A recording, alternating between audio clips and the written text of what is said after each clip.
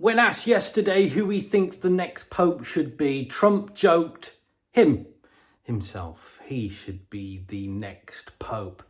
But in regards to that entire situation, let's just use a couple of examples of how it's summing up our modern society, shall we? How's about those lovely selfies? Yeah, of the maniacs, of the modern day social media, share influencers.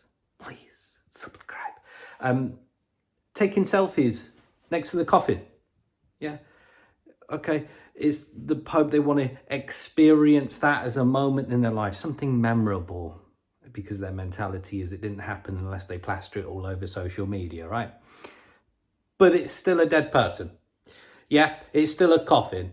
And they were all standing there taking selfies, weren't they? But I think the funnier one, and the funniest example of this is an example of modern society and the problems that things like social media bring about, is betting, actually.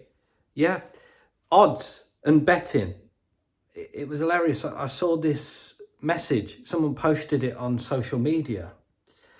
People were getting banned from their church, told not to come back to their church because they were placing bets on who the next pope was going to be. They had a betting ring go on.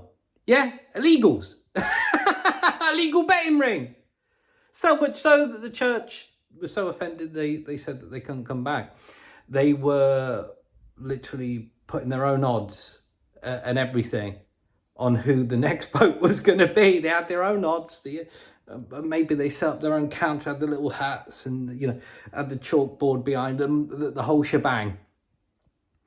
But they do say, never let a tragedy, an event, go to waste. And wow, as I said, those are just a few things that really do sum up our modern society.